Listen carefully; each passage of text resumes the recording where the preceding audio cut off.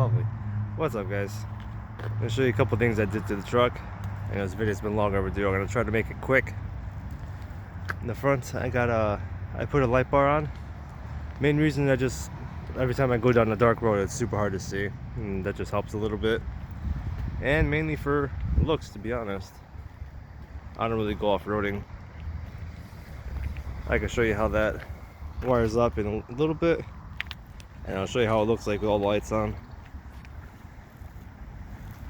It wasn't too bad. I ordered it off Amazon. It was kind of cheap. I think it was like 20-30 bucks, so it's not too bad.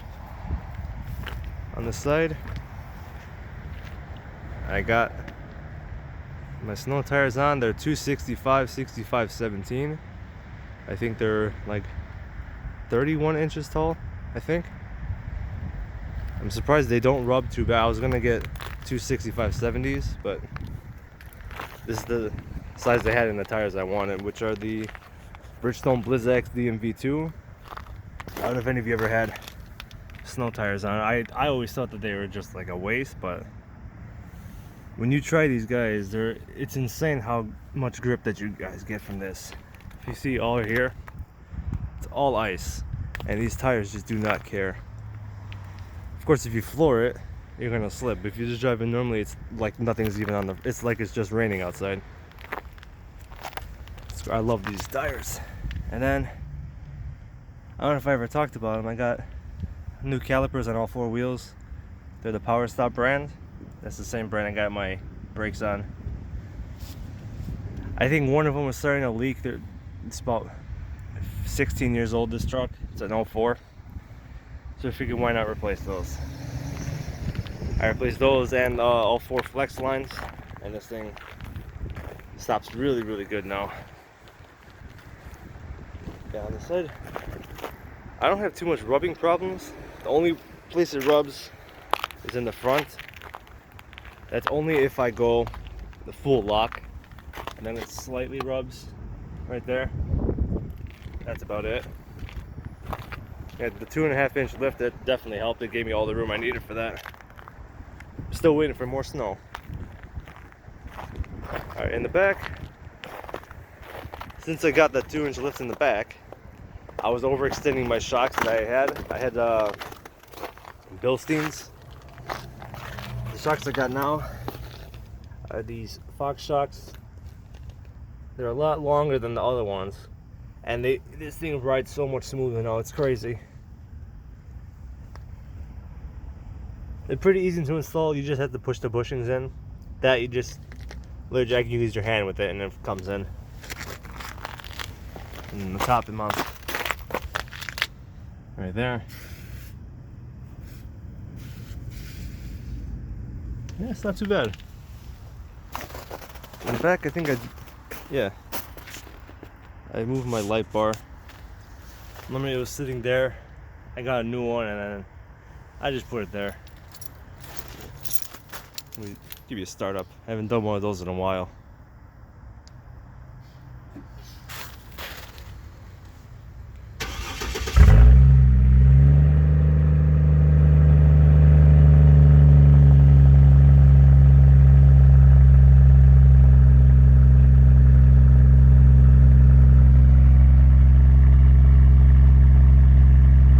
I notice it's blinking now, but that's just because it's an LED.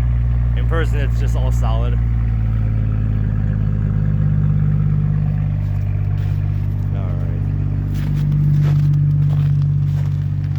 Alright. I guess I could do a couple revs.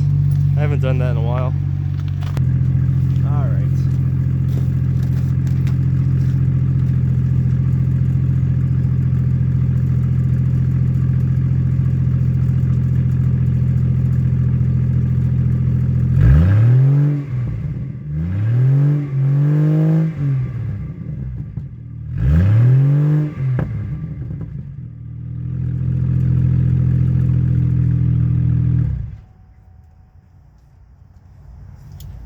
That's about all I wanted to do. And don't worry, I did let the car warm up a little bit before I started this video. I'm not that crazy. Alright, let me show you the light bar in the front. Alright, I'm gonna show you how it looks like with all the lights on, and then I'll show you how it gets wired up. Alright. The light bar, I can't even look at it in person. I have to look at it through the phone. It's really, really bright. It's crazy. I think it's a 20-inch light bar, and this thing puts out so much light. These are my headlights, fog lights, and that bad boy. I think it looks great.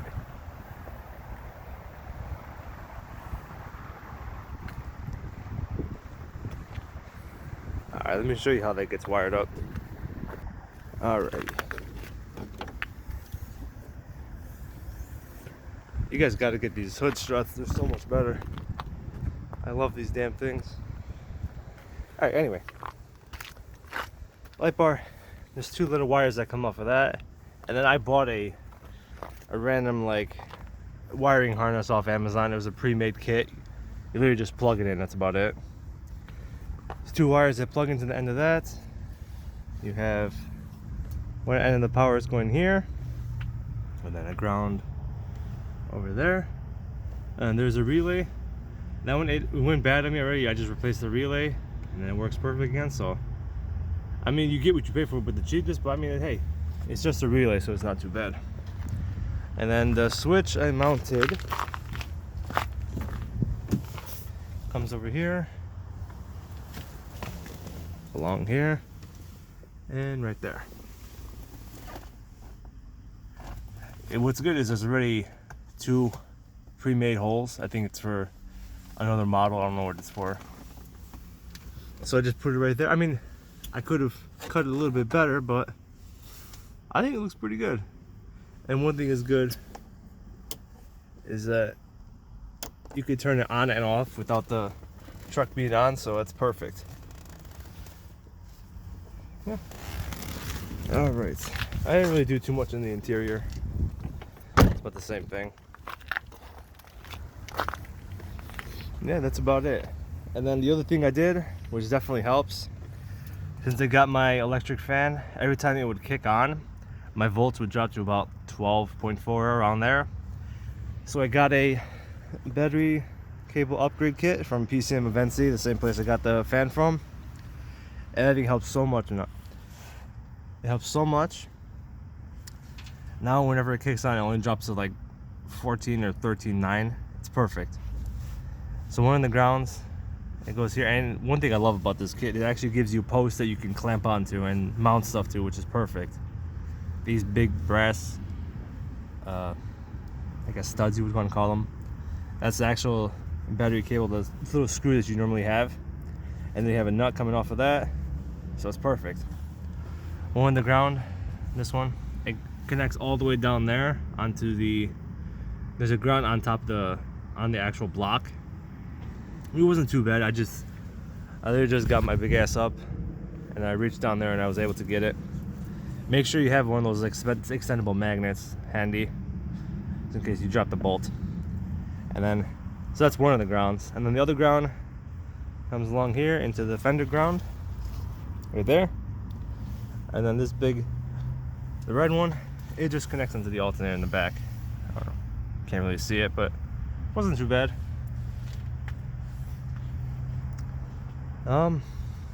Some other random things I did. Yeah, I got a new alternator just because mine went out conveniently as soon as I got that, which was perfect timing. And a belt tensioner. That thing was making a terrible noise. It literally sounded like I had a broken bearing or something inside my engine, but it was like a loud, high-pitched noise. It sounded like metal on metal grinding, so if you ever had that, that's what it is. And then variable valve timing solenoid. I didn't think mine was bad. The only reason I changed it because it was leaking, but actually it helps a lot. It runs so much smoother now. Yeah, that's about it. Oh, one guy wanted to see how the fan was connected.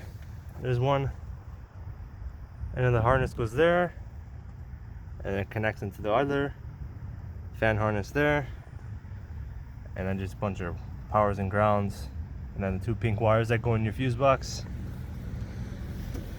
That's about it. Thank you guys.